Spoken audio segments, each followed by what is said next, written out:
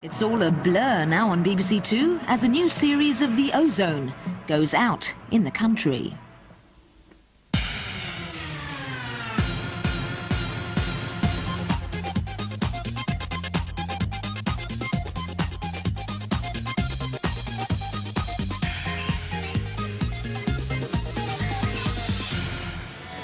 Blur first entered the charts with There's No Other Way. There's no other way, there's no other way. All that you can do is watch them play. Camera speed.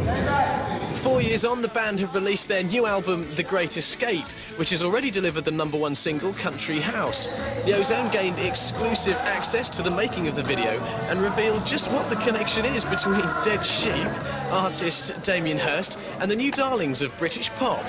The Ozone charts the secret of the band's success.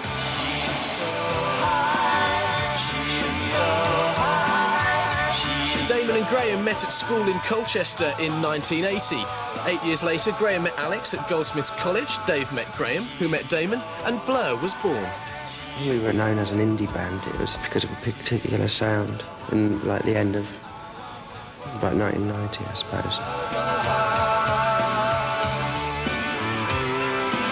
It wasn't really the kind of music that we wanted to make. There were lots of kind of factors around at the time that were pulling us in various directions.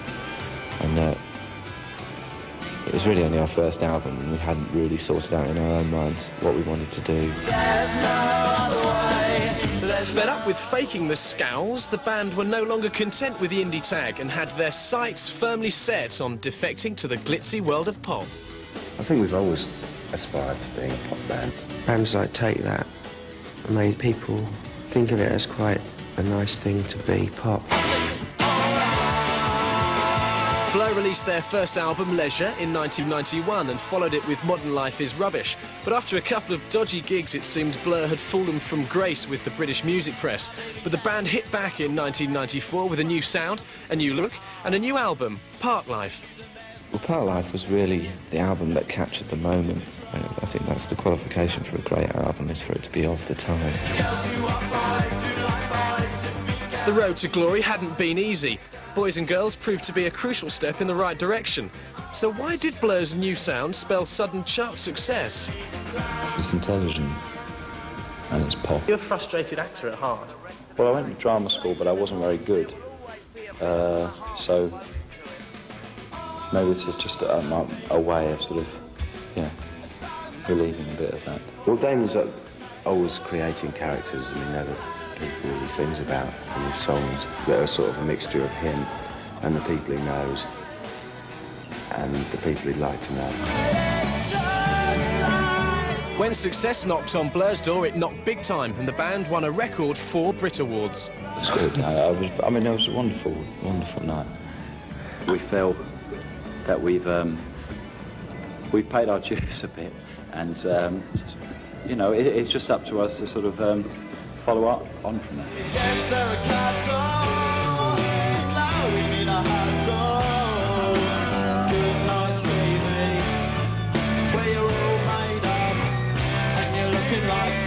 We went from being a struggling music press band to being household names, and that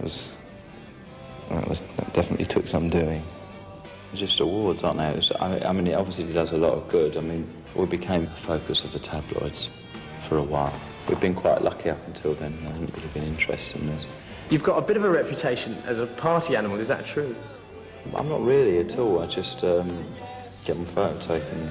I mean, I've been stupid. I've been to some places where I know I shouldn't have gone. But I'm not really a party animal. I don't think we are lads, really. I think we're more chaps than lads. Alex is the real party animal of the band. Where is the party? It's no secret that Damon's girlfriend is Justine Frischmann, lead vocalist with British pop band Elastica. No one was really very interested in what I was going out with Damon, and all of a sudden it's an issue again. Is there a lot of pressure on trying to sort of maintain a relationship when... Yeah, it's not easy. I mean, we haven't really seen each other this year, so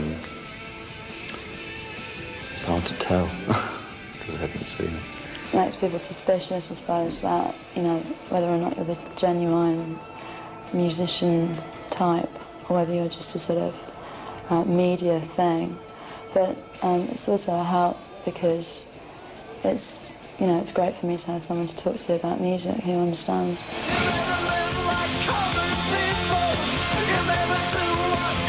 Along with bands like Pulp, Blur have been credited with spearheading the rebirth of British guitar pop. People like Pulp, I think it's still important that they are around for English music. I do think that British music is better than it has been for a long time. And when we first started playing concerts again, it was the so-called shoegazing time, wasn't it? Yeah. And that was boring. That was dead boring. I still had spots and was studying for my O-levels when Jarvis was in the band.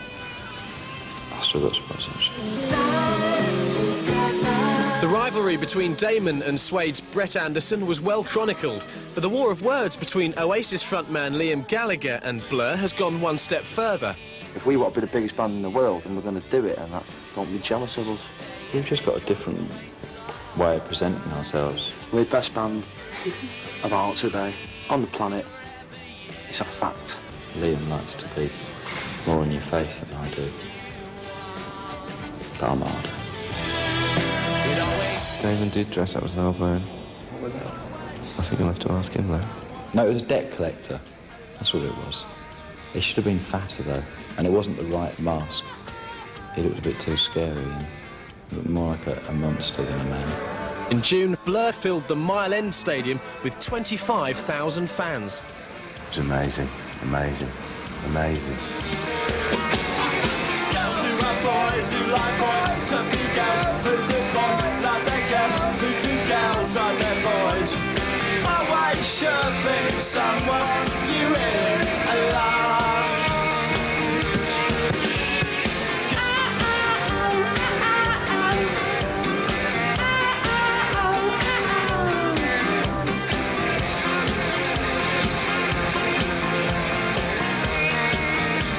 It was great because there was a lot of people there who'd never really been to a gig before, I don't think, or certainly one of that size, because we're the first proper band of our generation to get to playing gigs that big, and the atmosphere was par excellence. Here we go, then. So what do Dead Sheep, Damien Hirst and the new lads of British pop have in common? Blur have called upon the talents of the UK's hottest artist, Damien Hirst, to direct the video for Country House. But is it art? It's his first video, and I suppose people probably wouldn't know who he is, but he's the man that put a dead sheep in a case and then got paid lots of money for it. Song really, it's a kind of neurotic pop stars buying big houses in the country. And I just did it as a board game and just went mad with it really. I were at college around about the same time, and he was sort of part of a circle of people that we used to knock about with. But he just put in a really good idea, and that's what a good video is, really. Anything I learn in doing a pop video will just go straight back into the art, I think. I'll be writing songs next. What's it like being directed by Damien Hirst? Fantastic. Bit of a hard taskmaster, though, I tell you.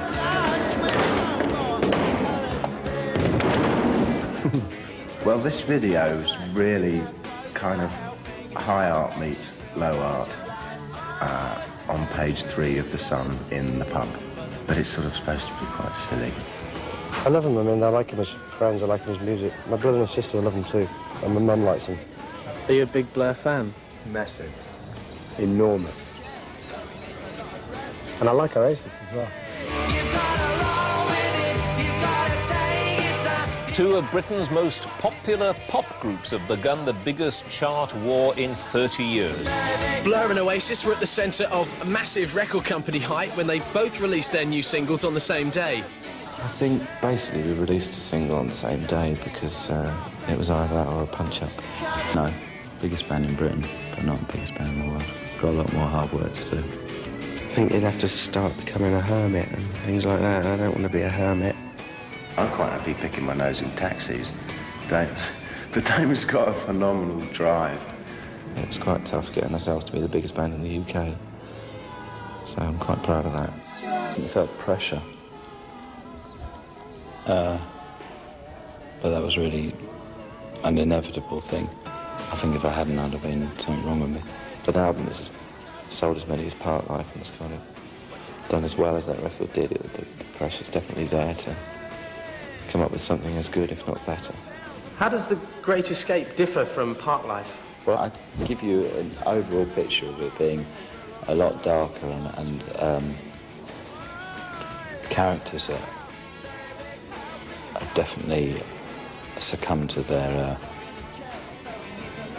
darker sides. I think this album's kind of a lot more global sounding, though. Just is. Because, you know, when we started the band, we hadn't really travelled, any of us. And you go around the world once and you realise where you come from.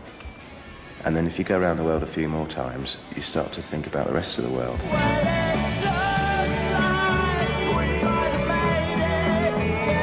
It seems that Blur haven't been very successful in transporting their British sound to America. It seems like the only way you can do it in America is to sort of convince them that you're actually one of them, which I'm not very good at. I walk funnily when I go to America, so I walk like Basil Fawlty. The success the Beatles enjoyed in America may so far have been elusive for Blur, but comparisons with the Fab Four continue. On Friday, the band even performed their very own rooftop gig in the centre of London.